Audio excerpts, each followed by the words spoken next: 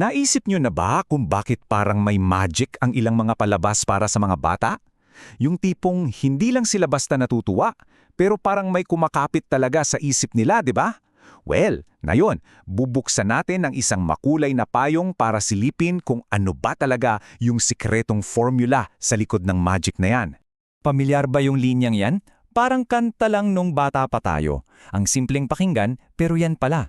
Yan ang simula ng paghihimay natin. So, ano nga ba talaga ang laman nito? At dito na pumapasok yung tanong, simpleng pambatang tula lang ba to? O isa itong makina para matuto na sadyang idisenyo para sa mga bata? Yan ang aalamin natin ngayon. Para masagot yan, gagamit tayo ng isang case study, ang Betty's Magic Rainbow Umbrella Adventure. Sa unang tingin, parang isa lang siyang masayang video para sa mga bata. Napaka-colorful. Siyempre, sasalubungin tayo ng isang masiglang karakter, si Betty.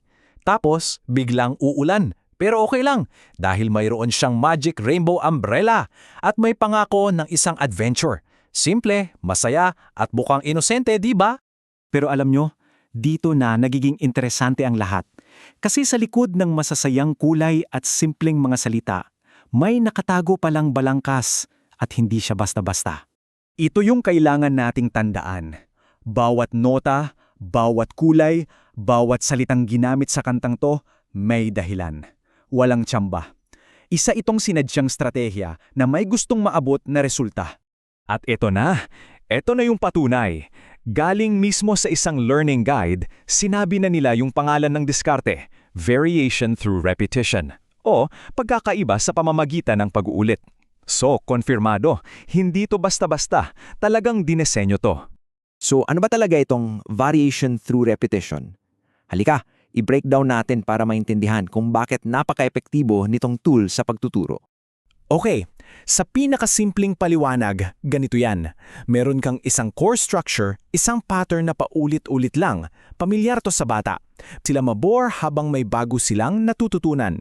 Para mas madali, isipin nyo na dalawa ang sangkap nito. Una, yung repetition o pag-uulit, ito yung angkla.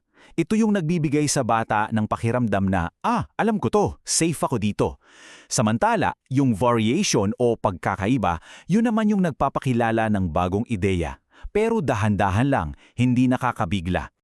Okay, so tingnan natin ngayon kung paano ito ginamit sa mismong kanta ni Betty. Hihimayin natin kulay bawat kulay.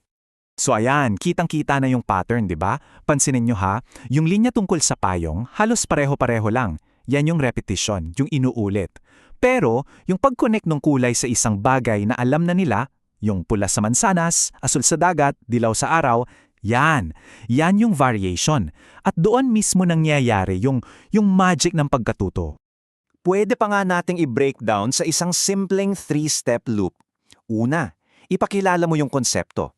Pangalawa, ihugnay mo sa isang bagay na pamilyar na sa kanila. At pangatlo, patatagin mo sa pamamagitan ng pag-ulit. Simple, di ba?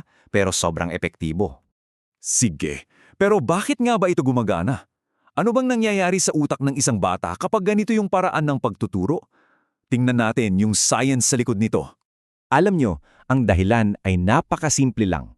Una, ang utak ng bata naghahanap yan ng mga pattern para maintindihan yung mundo. Pangalawa, yung predictability, yung alam nila kung anong susunod, nagbibigay yan ng comfort, binabawasan nito yung cognitive load o hirap sa pag-iisip. Pangatlo, yung konting pagbabago naman, yun yung pumipigil sa boredom. At panghuli, kapag kinonekta mo yung bago sa luma, mas tumitibay yung memorya.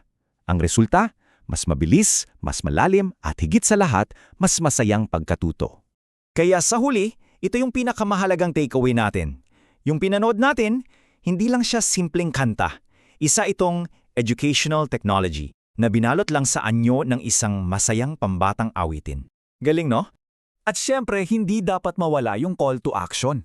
Isang paalala lang na gaano man kaepektibo ang isang learning tool, kailangan pa rin itong bumuo ng isang komunidad para maipagpatuloy yung misyon nitong magturo.